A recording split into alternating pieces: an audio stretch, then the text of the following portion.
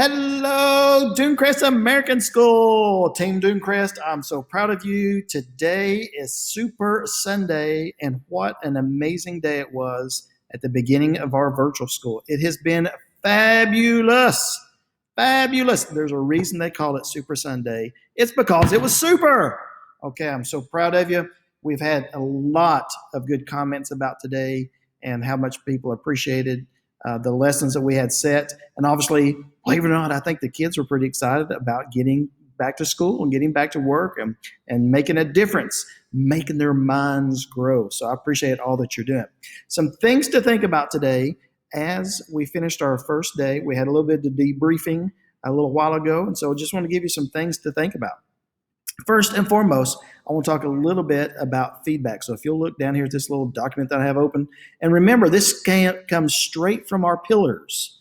What our school is built upon is our pillars. So it says learners require regular, timely, and user-friendly feedback in order to understand goals, to produce quality work, and to meet high standards. So as you're thinking about your lessons, and how you're putting these together, what we have to think about is how are we going to provide quality feedback to the lessons, especially when everything's been done virtually. One thing I want to make sure that you understand when you're thinking of this feedback is less is more. And when I say less is more, you have to remember this. For us to give quality feedback, we have to have time to do that feedback. So if you every day give the kids 2 hours worth of work per class, the problem is we have to give feedback on that 2 hours worth of work. So it's not just the fact that we want to do about 50% of our normal work, because at the beginning we need to have some success. We need some success stories to get everybody to buy into this and to be excited about this. Because even though we're supposed to start school back April the 5th, there is no guarantee that that will truly happen, okay? And so what we want to happen is that we give good quality feedback, and that everybody these first 2 weeks have very good experiences with the virtual school. That way, if this thing expands and continues to go on for more time, then we can get kids to stay engaged with this. We want them to be authentically engaged all the way through this. So again, less is more. About 50% of our normal work is what you can really get done in a virtual school situation. So let's focus on that and get that amount of work done and do it really quality and do it well. It's much better to do something really, really well and give super feedback than to give something that's so involved that we don't get a whole lot of learning out of it, okay?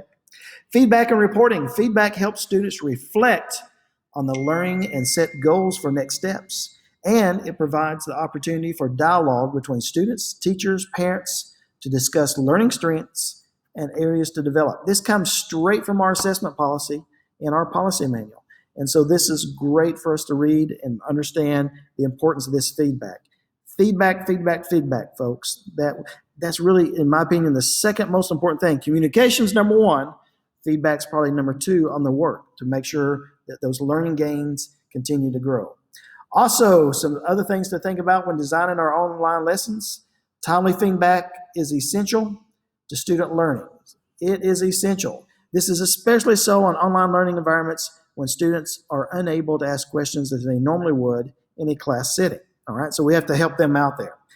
Clear communication regarding how students should ask questions and seek clarification to specific learning targets. So we got to make those very, very clear.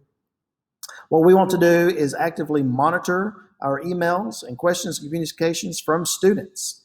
I think this has been a great thing that we've done today. I don't know about you, but on my classes that I taught, let me tell you, within probably 2 or 3 minutes of a kid asking me a question, it was dealt with and put to rest. And from what I've heard from everyone I've been in contact with today, this has been this way for all of our teachers. So thank you for really doing that. I think this over communication, especially at the beginning, is going to help us tenfold as we continue doing this. We need all of us to avoid required printing. The reason for that is not all of our students have printers at their homes. So we need to figure out ways, how can we send them whatever it is the work they want to do, and how are they going to get back to us without using paper and pencil. There are a ton of ways that you as a teacher can give feedback, written feedback on documents using iPads. And so if this is something that you feel comfortable with, continue doing it. If it is not something that you understand or feel comfortable with, see either Matt or Alex, or just send them a message. They'll be glad to join you online, and they can show you how to do this. If you need to borrow an iPad or whatnot, we can definitely make that happen for you also, okay? We want tasks that can be completed by uploading as a picture or something else, not necessarily printing things. So please don't ask kids to print stuff. When you're creating your things, consider offline activities also. In other words, we want kids reading. We want them engaged in discussions. So give them a question where they have to discuss with a family member, and maybe even video that discussion and send back to you. That way you can monitor and give feedback on how they did, okay? Writing in journals, taking pictures, and or making videos are all very important things. Work time. Strictly follow your principal's time and schedule guidelines that they have given you. We need to make sure that we do this every day. Tomorrow for our secondary school is a day 7, and then elementary and early childhood, y'all know how you have it set up. Typically academic classes in the morning time, exploratory in the afternoon. Use alternative opportunities. Again, reading, research, online discussions, peer feedback. In other words, having one student give feedback to another student. These are all ways to build up engagement with our virtual school learning. In other words, maybe have the kids, they have to read a blog from everybody in the class did, and then make 2 comments on 2 different people's blogs on something they appreciated, something they liked. This involves them into each other and continues that social aspect of school. We want to seek the support of our colleagues and others who have specific interest and or expertise in developing online distance learning experiences. We actually have a lot of expertise on our staff of folks that's doing this. So if you have questions, hey, let's share. We will, over the next coming days, be sharing 1 or 2 lessons a week from what someone's done with their videos to give those out to everybody, just so you can have ideas too. So today we had some sharing going on our WhatsApp group, and those were great. But we want to continue sharing these ideas and helping each other with our lessons. Deadlines. Provide students ample time to complete assignments. Remember, things are obviously more difficult in getting completed because we're not right there on top of each other. So make sure that we're giving them plenty of time to do this. This bullet is so important. Keep task simple. Simple. All righty? And directions need to be clear to make students understand what they are required to do. Simple. Bandwidth. Do know that bandwidth is a concern. So if you send huge files, it could be an issue.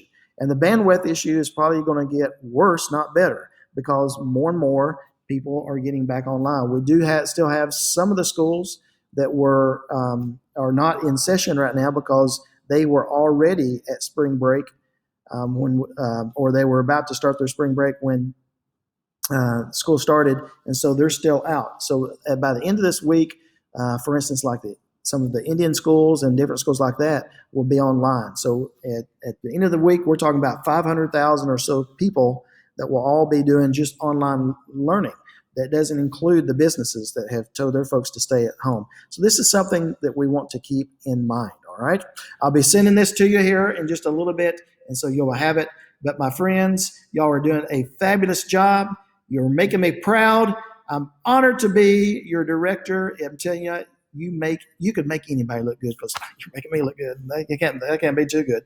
So let me tell you, folks, you're doing an awesome job. Keep doing what you're doing. I'm very proud of you. If you need something, no matter what you think it is, I'm saying, oh, I shouldn't even be asked for that. Yes, ask for it. We want to help. We want to be part of any solution to any bureaucracy or any problem that you have. We're here to assist you.